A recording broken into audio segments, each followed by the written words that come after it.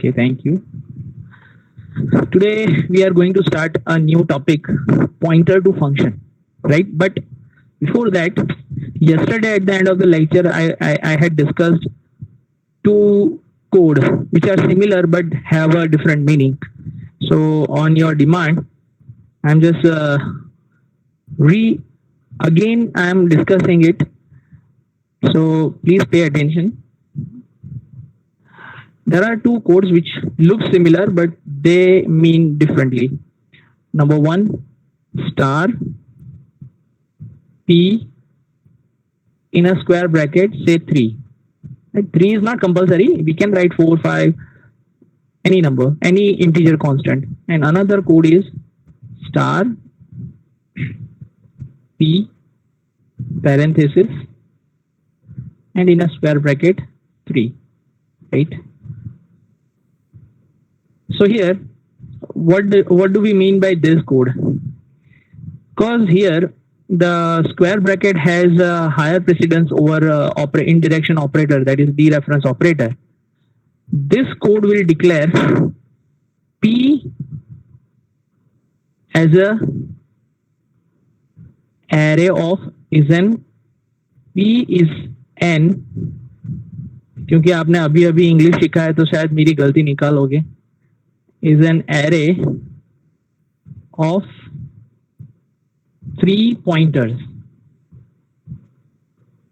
Right? Pardon my handwriting.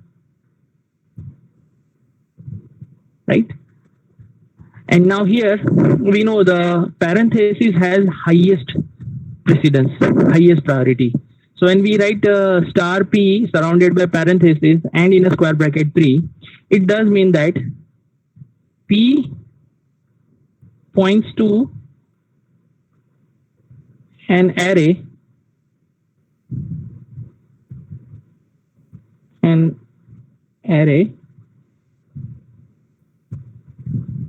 of 3 elements.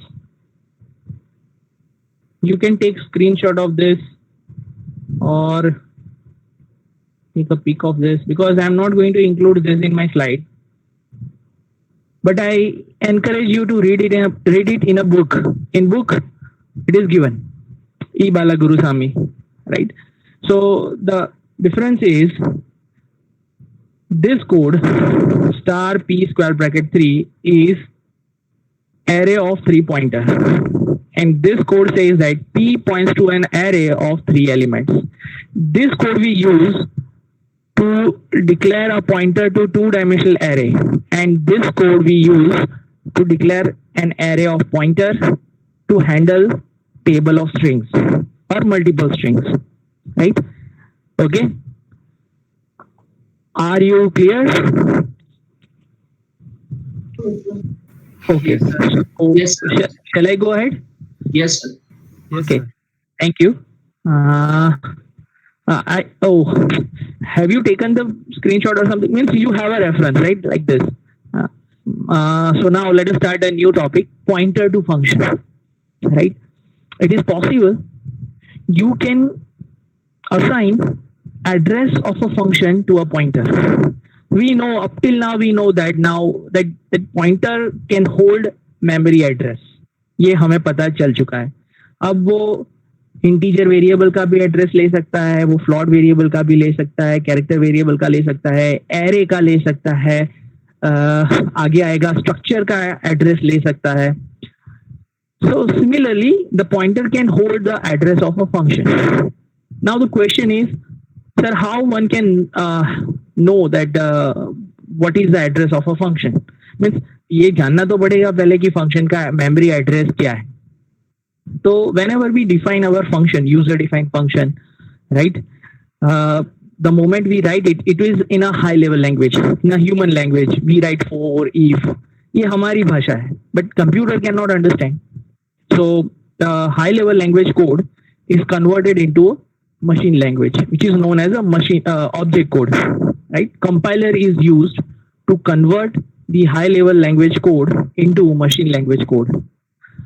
तो ये जो मशीन लैंग्वेज कोड होता है ये मेमोरी में स्टोर होगा, कंप्यूटर मेमोरी में, and the space occupied by this machine language code उसका जो फर्स्ट बाइट होगा, फर्स्ट बाइट से उसका उसने मेमोरी में मतलब it will be saved in a memory. So the first byte where from where the machine language code of the function is stored in the memory is known as the address of the function. और अगर हमें वो address चाहिए तो हमें m% operator का use नहीं करना है. तो क्या करना है? Simply use the name of a function. It will return the address of that function. जैसे हम array का नाम, जैसे array name represents the address of the first element of that array. Similarly, the name of the function also points to the element address of that function. Okay. तो यही चीज मैंने ये लिखा है फर्स्ट पैराग्राफ में. Functions have addresses just like data items, means other data variables. A function's address is the starting address of the machine language code of the function stored in the memory. तो machine language जो code होगा, जो हमने function हमने लिखा, हमने बहुत सारे यूजर डिफाइंड फंक्शन डिस्कस किए इन प्रीवियस लेक्चर्स. तो वो जो मशीन लैंग्वेज कोड में जो कन्वर्ट होके जो मेमोरी में स्टोर होता है, वहां का जो फर्स्ट बाइट है, it is known as function's address. So it is possible to get that using the name of the function, right? It is possible to assign address of a function to a pointer. अब हमें पता चल चुका है कि function का भी address obtain कर सकते हैं, तो we can assign it to a pointer also. करना क्या है? पॉइंटर को फंक्शन देके करना क्या है? The pointer which possesses the address of a function can be used to write a function that accepts the address of another function as an argument and execute it. थोड़ा complicated statement है. एक बार आपने एक pointer declare किया, उसको एक function का address दिया. अब पॉइंटर के पास उस फंक्शन का एड्रेस है. अब आप इस पॉइंटर से एक ऐसा प्रोग्राम बना सकते हैं जिसमें एक फंक्शन हो और उस function pointer to function will be as an argument. जैसे हमने पिछले लेक्चर में, मतलब कल ही हमने एक यूएसआर एसटीआर सीएमपी का प्रोग्राम देखा था जिसमें pointer as a function argument था और एरे का एड्रेस हमने पास करवाया यूजर डिफाइंड फंक्शन को. तो सिमिलरली हम एक ऐसा फंक्शन बना सकते हैं जिसमें pointer will be as a function argument and this time we will pass address of a function to the user defined function.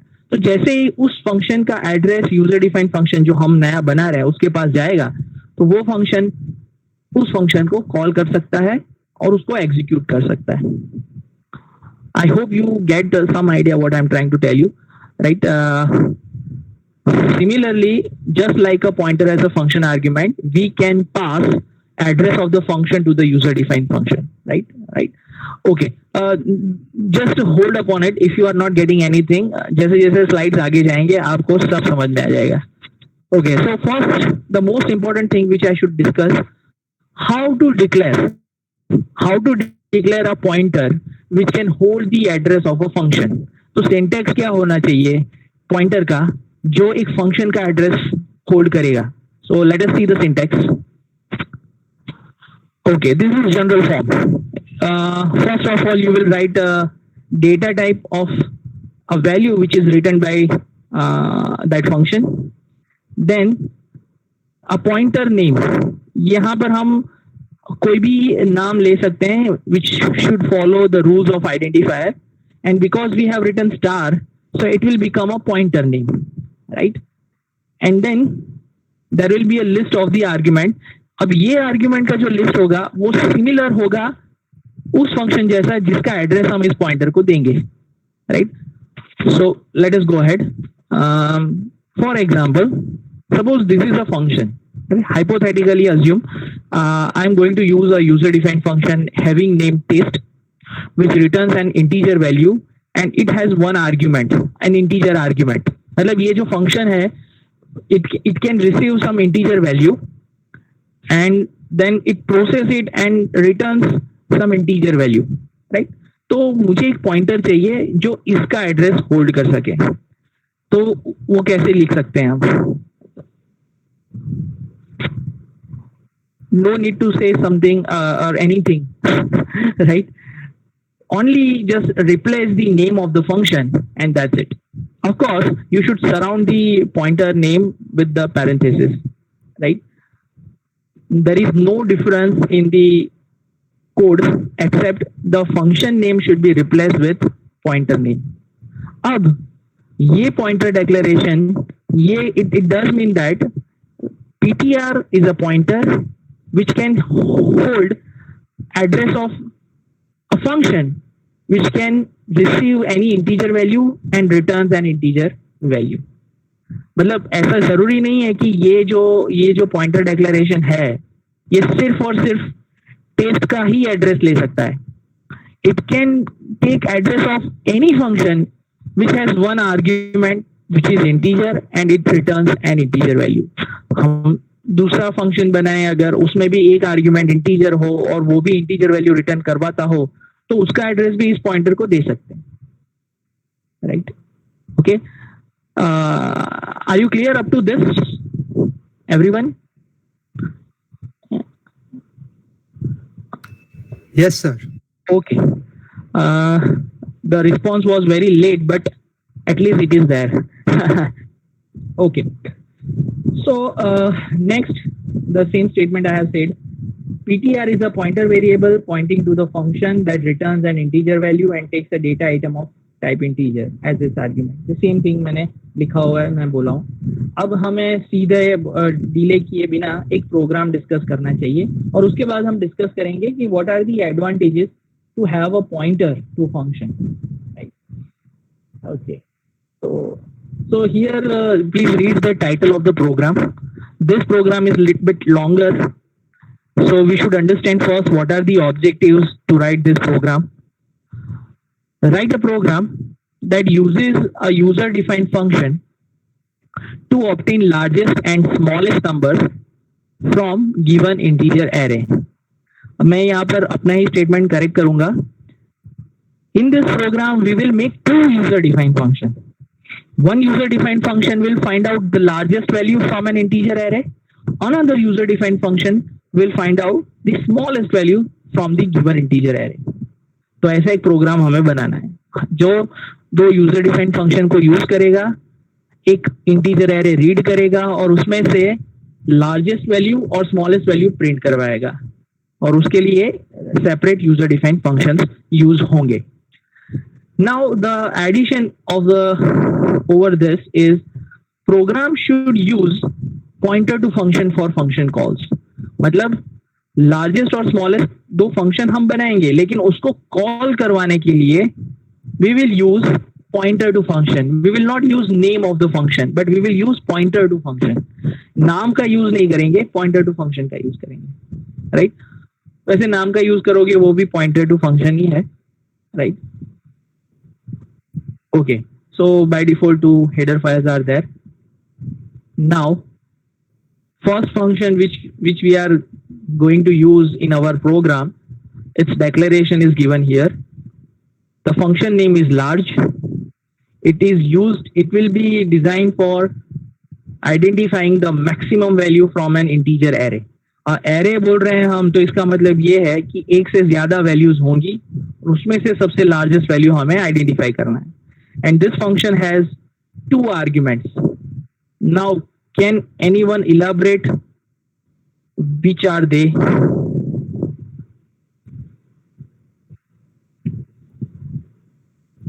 And what they can do?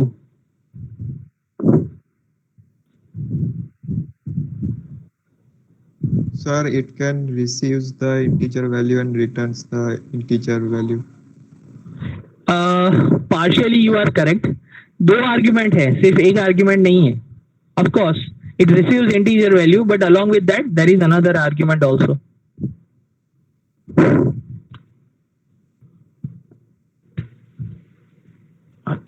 Anyone from IC?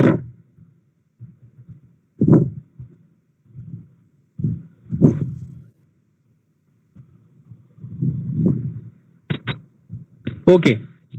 So it does mean that user-defined function is difficult for all the students. Okay. This is the core topic. User-defined function is core of the C language. If you are not good at making user-defined function, you cannot claim that I know C, right? Please spare some time and try to learn user-defined function, right? This code says that large is a function which has two arguments. One is integer pointer and another is integer variable, right? So this function will receive address of an integer variable and an integer value and returns an integer value. और हमने ऐसा क्यों design किया है? क्योंकि हमें array पास करना है.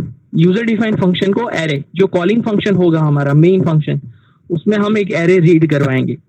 तो पूरा एरे हमें पास करना है यूजर डिफाइंड फंक्शन को. तो हम एक एक एलिमेंट पास नहीं करेंगे. हम क्या करेंगे, एरे का जो बेस एड्रेस होगा that we will pass to the user defined function, and we know that if we want to pass the address we need a pointer as a function argument, and that is why in the large function one of the argument is a pointer. Now is it clear? Yes, sir. Okay, now the question is still there. Then if integer star b is used to receive the address of an array, then what is the use of integer x? तो जब भी हम large function को call करवाएंगे हम दो information pass करेंगे, एक एरे का बेस एड्रेस और दूसरा number of elements. Means we also want to pass on that this is the array and it has 5 elements और 6 एलिमेंट्स और 7 elements, so that number of elements will be received by x. Clear? Integer star b will receive the address of an array and integer x will receive the number of elements of that array. Okay. Similarly, another function which we are going to use, small, उसका भी argument मैंने जानबूझ के same रखा है so that there is no confusion. Small function, what it will do, it will receive the address of an array and number of elements, and then it will identify the smallest value and it will return that value to the calling function. Okay, now void main. Oh, so I forgot, but there is a third function also. There is a third function, select. और select function के 3 argument है. Select function में 3 argument है. Is it visible? Coma, अगर आप coma देखेंगे, the each argument is separated by comma. Each argument is separated by comma. So there are 3 arguments with the select function. What is the task of select function? तो हमारा programme जो बनाना है हमें, उसमें हम पहले तो फंक्शन को सीधा कॉल नहीं करवाएंगे, फंक्शन को सीधा नहीं कॉल करवाएंगे उसका नाम यूज करके. पहले उस फंक्शन का एड्रेस हम पॉइंटर को देंगे, वो पॉइंटर हम सिलेक्ट फंक्शन को पास करेंगे और select function based on the address held by the pointer, select will call the appropriate function. इसीलिए फंक्शन का नाम रखा है select. Select function pointer receive करेगा और उस पॉइंटर के पास जिस फंक्शन का एड्रेस होगा उस फंक्शन को वो कॉल करवाएगा. Okay, and this select function does not return anything. It is void. It has void. I mean, void as a return type. So void does mean there is nothing to be returned, right? Okay. And now let us carefully observe the arguments: integer star p, integer n, and this is one complete argument. And now I want your response on this. आपको मुझे बोलना है कि integer star P, integer N, ये दोनों का काम क्या होगा और ये क्या है थर्ड वन, ये क्या है? पॉइंटर टू 2 डायमेंशनल एरे है. ओ माय गॉड, ये 2D एरे कहां से आ गया? हम तो पॉइंटर टू फंक्शन डिस्कस कर रहे हैं.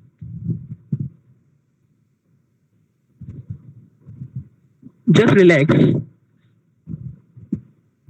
and see it again. ये क्या है?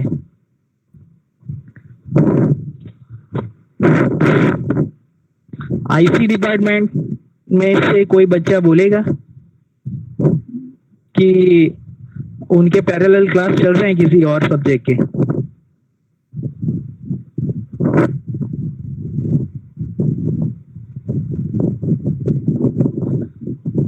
Okay, let us not waste the time. I'm replying that the select function has three arguments. First argument is a integer star p, it's a pointer, and it will also receive the base address of an array. Second argument is integer n, it will also receive the number of elements. And the third argument, which is integer in parenthesis star q, then in the parenthesis integer star d integer m, it is pointer to function. अभी तो मैंने पिछली slide में syntax discuss किया है कि अगर मुझे इस फंक्शन का, सपोज इंटीजर लार्ज फंक्शन का, मुझे अगर एड्रेस किसी पॉइंटर को देना है तो वो पॉइंटर कैसे डिक्लेयर करना हो? Just replace the large word with a pointer name. Everything else will be same. So now can you observe what I have written? Integer star q, integer star d, integer m. Okay.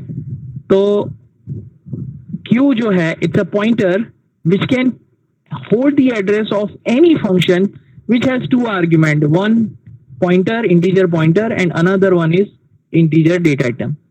Right, and it returns integer value.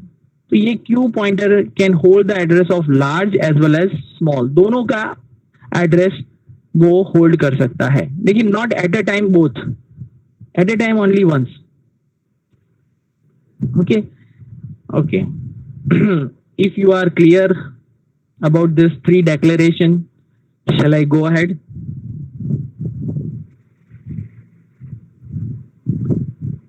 Void main. Okay. So here are the local variables in the main function n, I, a20.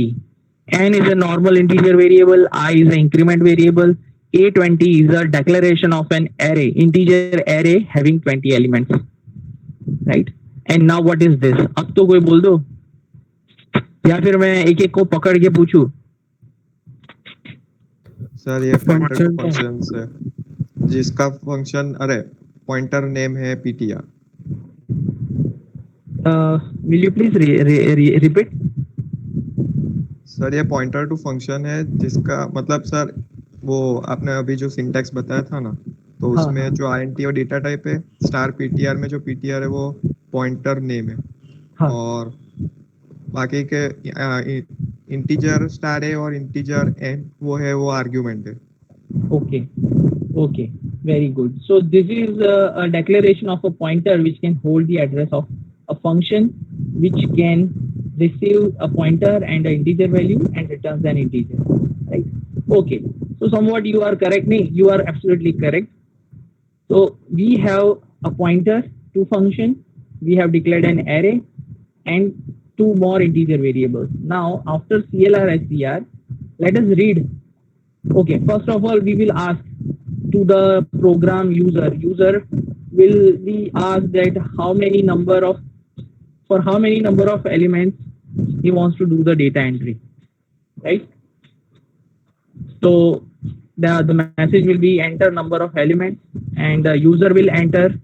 It may enter 5, 10, 15, maximum up to 20, right?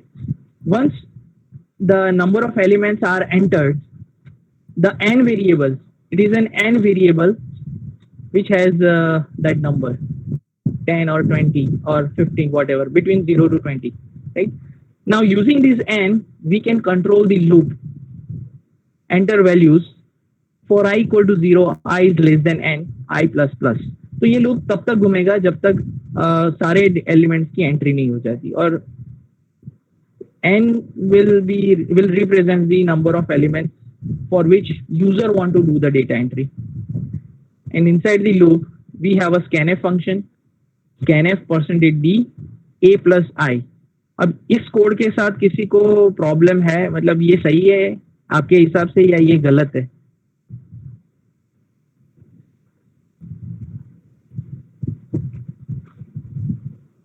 Whether it is true or false, scanf %d a plus I. Sir, it is true. True. 52 roll number Anuj Shah. Will you please elaborate why it is true?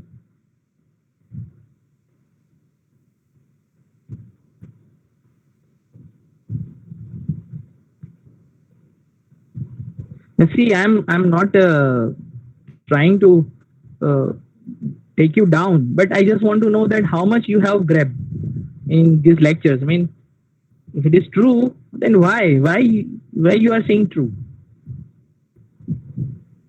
Anybody else? Somebody has to say why it is true.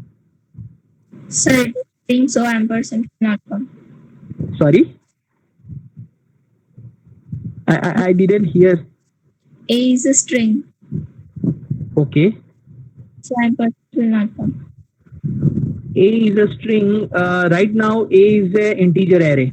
Right now, in this program, integer array, and A name itself is a pointer to that array. So yes, A plus I is correct. Right. Okay. So this code will. Hello, am I audible? Yes, sir. So A plus I will read the elements of array A20. Right? Once the value are read in the program, now it's time to call largest and smallest function to identify the largest and smallest value. So for that, what we are going to do, जो scanf वाला जो loop है जैसे ही खत्म होता है, ये programme continue है. प्रोग्राम थोड़ा लंबा था तो मैंने 2-3 स्लाइड में लिखा है, लेकिन प्रोग्राम कंटिन्यू है. जैसे ही वो loop I equal to 0 I is less than n I plus plus और in the loop scanf %d a plus I खत्म होता है. नेक्स्ट लाइन है initialization of pointer और simply assigning the address of a function to the pointer. तो वो कैसे कर सकते हैं? By using the name of the function. Large is the name of the function. So अगर मैं लिखूं ptr equal to large, तो ये जो large function का बेस एड्रेस है वो ptr पॉइंटर को मिल जाएगा. ठीक है? And then we can use this ptr to call large function. Right? अब ये जो मैंने लिखा है ptr equal to large, ये तभी पॉसिबल है जब उनके जो डेक्लेरेशन है वो सिमिलर हो.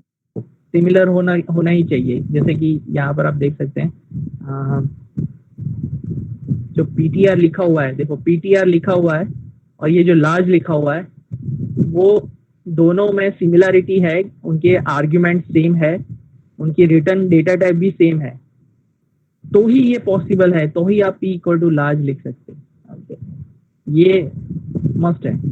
ये मैं आज इसलिए बोल रहा हूँ क्योंकि मैं कल पेपर असेस कर रहा था. ये मैकेनिकल वालों की बात है. I am not going in detail, but I found that in the question 2 it is clearly written, read a float array and do the sum of elements. So 90% students, it is also applicable to IC students, 90% students ने float array के लिए भी integer array declare किया है और integer array में float value डालने की कोशिश की. scanf %f डेक्लेरेशन में integer लिखा है और scanf फंक्शन में %f लिखा है. मतलब ऐसा ब्लंडर करते हो आप, इसलिए मुझे ये बार बार बोलना पड़ रहा है. Right? So please take care whenever you assign a address function address to a pointer, declaration should be proper. Right? ठीक है, चलो आगे बढ़ते हैं. ओके, अब ptr को लार्ज एड्रेस का फंक्शन, लार्ज फंक्शन का एड्रेस मिल गया है. अब हमें उसे कॉल करवाना है, लार्ज फंक्शन को कॉल करवाना है. तो कैसे करेंगे? मुझे सब कुछ क्लियर करना पड़ेगा. ये जस्ट मैसेज है. जब हम प्रोग्राम रन करेंगे तो पहले ये मैसेज प्रिंट होगा, उसके बाद ये फंक्शन कॉल होगा और जैसे ही ये फंक्शन कॉल होगा हमें लार्जेस्ट वैल्यू मिलेगी और वो प्रिंट हो जाएगी. तो ये फंक्शन कॉल आप आराम से देखिए क्या लिखा हुआ है, select a and ptr. Select के लेफ्ट हैंड साइड पे कुछ भी नहीं है. क्यों नहीं है? It will not return anything. Yes, it is. It has void data type. Very good, because it has a void return type, so it does not return anything. Hence, nothing is there on the left hand side. So the function call is select a and ptr. So a से हमारा क्या मतलब होता है? Means we are passing base address of array a. n से हमारा क्या मतलब है? n में कौन सी वैल्यू है? n में Total number of elements. Number of elements. और ptr में क्या इंफॉर्मेशन है? Base address of large. Function का एड्रेस है, राइट? तो अब सिलेक्ट फंक्शन क्या करेगा पता है? सिलेक्ट फंक्शन कॉल करवाएगा लार्ज फंक्शन को, and then the large function will execute the code which is written in the large function and identify the largest value and it will print. तो वो print होगा immediately after this function. printf जो हमने लिखा हुआ है ना, the largest number is. मैं डिटेल में सिलेक्ट का कोडिंग भी दिखाऊंगा, लार्जेस्ट का भी दिखाऊंगा, स्मॉलेस्ट का भी दिखाऊंगा, लेकिन अभी हमारा मेन फंक्शन कंटिन्यू है. ओके, तो ये सब निकाल देता हूं मैं. मेन फंक्शन कंटिन्यू है. अब हमें स्मॉलेस्ट वैल्यू प्रिंट करवानी है. ओके, तो उसके लिए सबसे पहला काम जो करना होगा, वो पॉइंटर जो अभी लार्ज फंक्शन को पॉइंट कर रहा है उसको पहले स्मॉल फंक्शन का एड्रेस देना पड़ेगा, राइट? ऐसा करना पड़ेगा ना.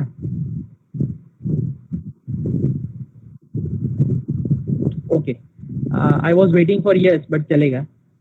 अब दूसरा ट्रिक दिखाता हूं कि पॉइंटर अगर नहीं यूज करना है फिर भी फंक्शन को कॉल करना है, you can use the name also, because name of the function is also representing the address of that function. तो अब जो हम फंक्शन कॉल करने वाले ये ऐसा है. Can you see the difference between this two function call? पहली बार हमने जब सिलेक्ट फंक्शन को कॉल करवाया तो एक आर्ग्यूमेंट में हमने पॉइंटर रखा, और दूसरी बार जब हम सिलेक्ट फंक्शन को कॉल करवाया तो उसमें स्मॉल रखा. मतलब नाम जो होता है फंक्शन का उसका भी, अब जैसे हम एरे में करते हैं a+i, similarly we can do with the function also, right? अगर आपके दिमाग में शायद हो रहा कि सर इतना सब कुछ है तो सीधा इस क्यों नहीं समझाते, तो पॉइंटर का टॉपिक है इसलिए मुझे पॉइंटर टू फंक्शन डिटेल में समझाना पड़ता है. Otherwise you can use the name of the function also. So this is all about the main function. तो इट गेट ch तक आने तक आपका लार्जेस्ट भी प्रिंट हो जाएगा और स्मॉलेस्ट भी प्रिंट हो जाएगा. लेकिन हमारा काम खत्म नहीं हुआ है. हमें कोडिंग करना है सिलेक्ट फंक्शन का, हमें कोडिंग करना है लार्ज फंक्शन का और स्मॉल फंक्शन का. तो वो अब मेन के नीचे करेंगे. तो सबसे पहले सिलेक्ट का कोडिंग देख लेते हैं. ओके, तो सिलेक्ट फंक्शन में सबसे पहले function header, it is similar to function declaration. तो मैं बहुत डिटेल में डिस्कस नहीं करता हूं. जैसे ही मेन फंक्शन के अंदर सिलेक्ट फंक्शन कॉल होगा, control will jump to the user defined function select. A, which is a base address of an array, will be received by pointer p. N, which is representing the number of elements, will be received by n into this function. And the ptr, which points to an address of a function, will be received by a pointer q in the function. तो अब इस function के अंदर void select function के अंदर हमारे तीन variable है, p, n और q. Am I right? अब देखो, एक लोकल वेरिएबल डिक्लेयर करते हैं answer, and now we are calling a function whose address is possessed by q. अब हम उस फंक्शन को बुलाएंगे जिसका एड्रेस q के पास है. Okay, so the function call is like this.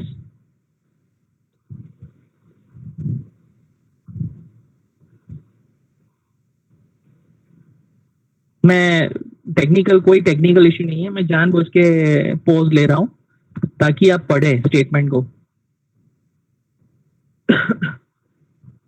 Answer is equal to q tn. So q is a function call with address q. मतलब हम फंक्शन के नाम से अगर बुला सकते हैं तो उसके एड्रेस से भी फंक्शन को बुला सकते हैं. Right now we are calling the function using pointer to that function, right?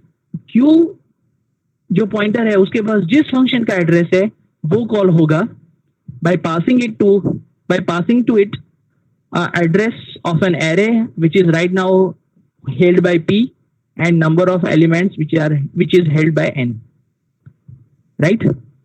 And then control will jump to the user defined function whose address is represented by q.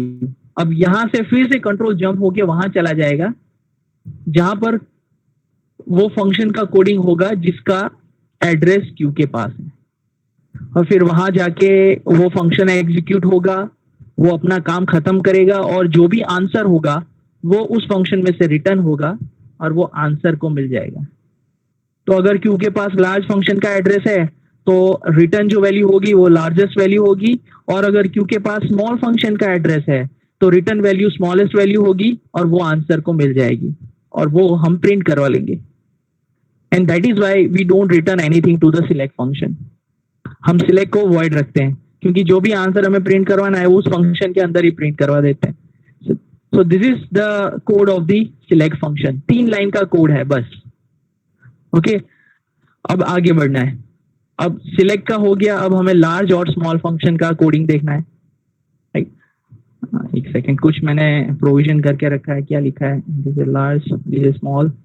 Okay so तो ये दोनों function क्या होगा जब Q के पास large function का address होगा तो ये जो P है वो B में जाएगा और ये जो N है वो X में जाएगा। ये आपको दिखा के रखना था क्योंकि वो नेक्स्ट स्लाइड पे है तो आप भूल जाओगे। So in a select function P is a pointer to an array which will be now becomes B in large function and small function, और जो N है वो उसकी वैल्यू X को मिल जाएगी लार्ज फंक्शन और स्मॉल फंक्शन में। ठीक है, ये आपके दिमाग में आपके रखना है आपको। Okay now here let us first discuss the code of the large function. तो जब भी सिलेक्ट फंक्शन के अंदर कॉल होगा फंक्शन कॉल QTN, ये फंक्शन कॉल हमने सिलेक्ट फंक्शन के अंदर रखा है। Answer equal to QPN। अगर Q के पास लार्ज फंक्शन का एड्रेस है तो P में जो बेस एड्रेस होगा वो B को मिलेगा और N में जो नंबर ऑफ एलिमेंट्स है वो X को मिलेंगे। So in this function B and X are the variables. Okay, उसके साथ B और X के साथ 2 और लोकल वेरिएबल हमने डिक्लेयर किए हैं, big and I. Integer big and integer I. I का तो यूज आपको पता है। बिग वेरिएबल हमने इसलिए रखा है कि big will represent the largest value and it should be initialised with the value of first element. Okay, तो मैंने वही किया है, बिग इक्वल टू B0। इससे क्या हो गया, मैंने बिग वेरिएबल को इनिशियलाइज कर दिया। मुझे नहीं पता कि एरे का first element is the largest और last element is the largest, लेकिन जो भी फर्स्ट एलिमेंट है उसकी वैल्यू मैंने बिग को दे दी और मैं एज्यूम करता हूं कि जो फर्स्ट एलिमेंट है it is biggest. Right, that is my assumption and with this assumption we will write further code। एक लूप बनाएंगे हम, I equal to 1, I is less than X, I plus plus। X क्यों है आपको पता चल चुका होगा क्योंकि इस फंक्शन के अंदर X is representing the number of elements, right? So I is less than X and inside the loop we have a condition, if B of I is greater than big, मतलब जो next element है, first element तो हमने already big को दे दिया है, second element, third element, fourth onward जो भी एलिमेंट है अगर उसमें से कोई भी अगर बिग से बड़ा है तो हमें स्वैपिंग करना पड़ेगा। Then we will rearrange, big will be assign the value of B of I। So big value is the variable big value is updated every time the if condition is satisfied, right? So during this loop the value of big variable is updated if the B of I is greater than big। okay, जैसे ही loop खत्म होगा ये जो big variable है उसके पास largest value होगी तो हम उसे रिटर्न करवा देंगे। Return big statement will return it to the calling function and answer variable will receive it। okay, बहुत ही सिंपल कोड है, there is nothing is complicated, very simple। तो अब अगर ये बिग का कोड है तो आप स्मॉल का बना सकते हैं खुद। लार्ज का अगर ये कोड है तो स्मॉल का ऐसा ही होगा, थोड़ा सा चेंज करना है आपको, इसमें ज्यादा कोई चेंज नहीं है। Can anybody take your time 2 minutes but just let me know that you can do that।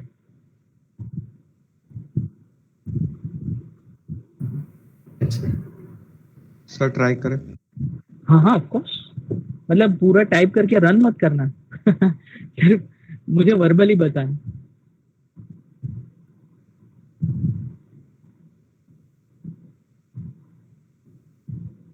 Sir हाँ सर इंटीजर s और i हम लोग डिक्लेयर करते हैं लोकल वेरिएबल, गुड। फिर s को b ऑफ 0, तो यहाँ मतलब बेस एड्रेस दे रहे हैं। बेस फिर- एड्रेस नहीं, बेस एलिमेंट वैल्यू। हाँ यस सर।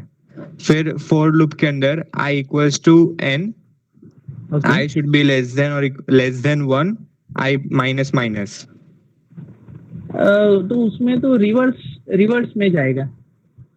स्मॉल ढूंढना है ना हमें, रिवर्स ऑर्डर में तो अरेंज करना ही नहीं है, हमें तो सिर्फ स्मॉल ढूंढना है। तो जिस तरह से ये लूप रखा है उसी ऑर्डर में सेम करेंगे। रखते हैं। हाँ सेम रखते हैं। सेम, और इफ के अंदर जो स्टेटमेंट है वो चेंज हो जाएगा। हाँ yes, so what will B that? s if s is less than b of I, very good. If s is less than b of i, then s equals to b of I. तो फिर अगर s less than है b of i तो फिर assign करने की कोई जरूरत ही नहीं। If b of i is less than s,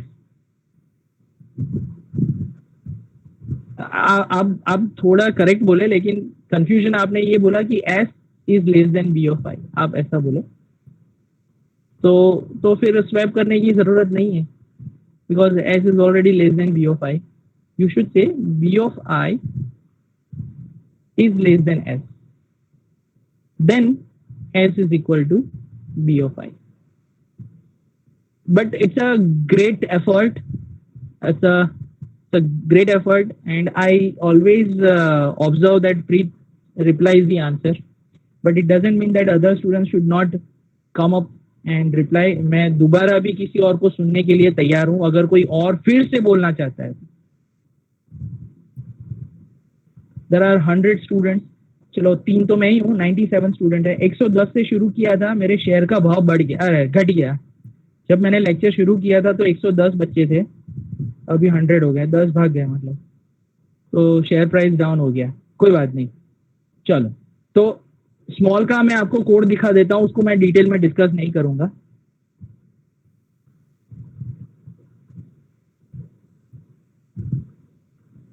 Right? Instead of s, I have written small. Right? Small is a variable. Right? So you can observe it. It is similar. The only relational operator is changed. Instead of greater than, it is less than. Right?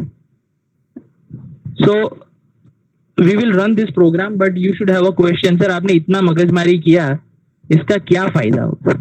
What is the benefit of this? और already हम जानते हैं कि अगर हमें एक user defined function बनाना है जिसमें हमें दूसरा फंक्शन कॉल करवाना है, तो हम उसे भी कॉल तो करवा ही सकते हैं। Then why there is a need to have a pointer, and then using that pointer we call the function?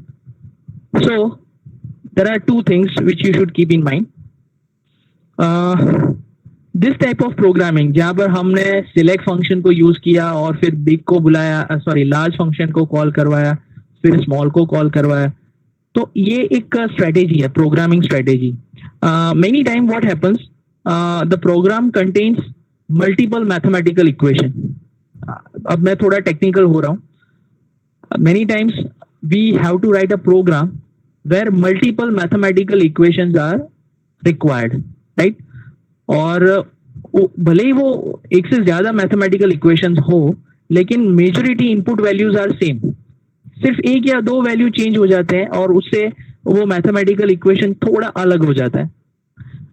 तो उस वक्त अगर आप प्रोग्रामिंग कर रहे हैं, so it is better you have one function which decides the computational strategy, and then that function calls the appropriate function to execute a correct mathematical equation.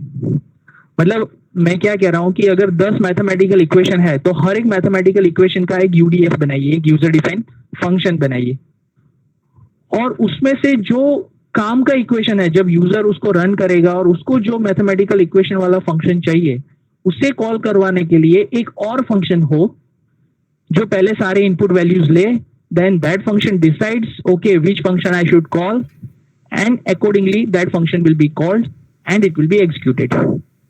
So this is a really good strategy to write a program. मतलब एक computational strategy के लिए एक function होना चाहिए और फिर mathematical equations के लिए अलग अलग फंक्शन होने चाहिए.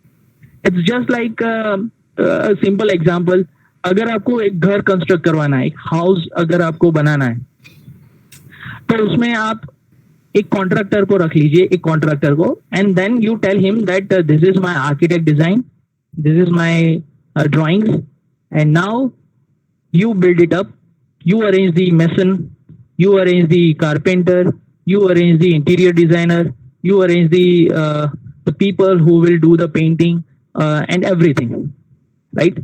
So similarly, we should have one function, and that function will decide which function should be called, right?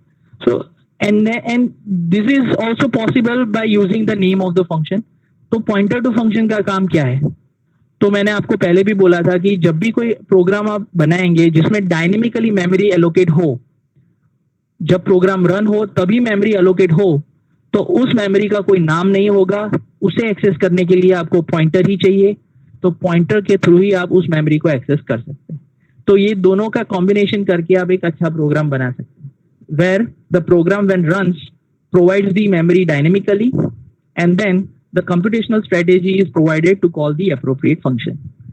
थोड़ा ज्यादा हो गया, लेकिन ये मैंने लिखा हुआ है स्लाइड में, आप उसको ब्रीफ में पढ़ सकते हैं. With one example, suppose you want to create the program where that program calculates the future value of a deposit. आप सबको पता है, now you all are mature, there are many saving instruments available. अगर आपके पास money है और आप उसे सेव करना चाहते, then there are so many saving instruments are available. Among of them, one is fixed deposit, right? Fixed deposit में आप एक fixed income value मतलब amount fix करते हैं और after certain period of time you earn some interest on it, right? तो उसमें आपको क्या क्या पता होना चाहिए. अगर आपको कैलकुलेट करना है कि मुझे 5,000 रुपए है, उसको फिक्स करना है 5 साल के बाद, 5 साल के लिए, तो I want to know that what will be the new amount which I will gain after 5 years. तो वो कैलकुलेट करने के लिए आप एक प्रोग्राम बनाना चाहते हैं. तो there are many factors which may affect your calculation. Number 1, what is the amount. Second, what is the interest rate. Third, what is the period for which you want to fix it. Fourth, what is the age of the depositor, क्योंकि senior citizen है तो उसका interest rate अलग होता है, normal citizen है मतलब the age below 60, he will be paid some other saving interest rate. Similarly, जो ये इंटरेस्ट होता है वो कंपाउंड होता है. कंपाउंड आपका जो प्रिंसिपल अमाउंट होता है उसके अंदर इंटरेस्ट ऐड होता है, फिर नए साल के लिए उस नई इनकम पे, नए अमाउंट पे इंटरेस्ट कैलकुलेट होता है, विच इज कॉल्ड कंपाउंडिंग. तो इंटरेस्ट कंपाउंडिंग का भी फ्रीक्वेंसी अलग अलग होता है. कुछ बैंक्स होती है वो एनुअली कंपाउंड करती है, कुछ बैंक्स हाफ ईयरली कंपाउंड करती है, कुछ बैंक्स क्वार्टरली कंपाउंड करती है. तो there are so many factors which if considered answer will be changed. तो हर एक के लिए आप एक मैथमेटिकल इक्वेशन बना सकते हैं और फिर यूजर जब सारी डेटा एंट्री कर दे तब एक correct function will be called and according to that the right answer will be given, right. ये देखिए मैंने लिखा हुआ है कि this are the factors which should be considered. तो एक इक्वेशन से आपका आंसर नहीं आएगा, you need some multiple equation. एक इक्वेशन जो बिलो सीनियर सिटीजन मतलब 60 से कम है उनके लिए, फिर अगर वुमन है तो उसके लिए, अगर कंपाउंडिंग अलग अलग है तो एनुअली कंपाउंडिंग का इक्वेशन अलग होगा, क्वार्टरली कंपाउंडिंग का इक्वेशन अलग होगा. So the gist is the function should be called through some boss function जो डिसाइड करेगा कि किस फंक्शन को कॉल करवाना है. So that can be done, right. Okay, we step over the time. I am sorry if I could not explain why pointer to function is useful, but let us run this program and we'll finish the lecture. I have already opened the okay, this is some another function window function. So is my screen visible? Yes, sir. Yes, Okay. sir. So I'm not going in detail, it's the same code which is given in the presentation. देखिए हमने 3 function declare किए हैं, if you can see it, right? And then in the main function, this is the logic. First we give the address of large function to the ptr, and then we call select function. Then again we call the select function, but this time small is used to call the function. Select function जो है, sorry, select function जो है उसका code है ये, और उसके बाद लार्जर और स्मॉल सबका कोड है सेम ही है. So now I'm going to run it. So it is asking me how many elements you want to do the data entry. I will write 5. मैं 5 एलिमेंट की डेटा एंट्री करना चाहता हूँ. So it is asking that enter the value. So I'm entering 10, then space, say 25, space 15, space 60, the last one is 5. Okay, तो देखिए पता चल जाता है that 60 is the largest value and 5 is the smallest value, right? So here functions were called using pointer to function. पहले large function का address दिया pointer to function को, so it called the largest function and it returns the largest value. Then we assign the address of smallest function and it is called and it returned the smallest value. So it is possible to use pointer to function. That's all. If you have any question, you can ask me. Otherwise, you can leave. The lecture is over. Thank you. Thank you, sir. Thank you. Sir. Thank you, sir.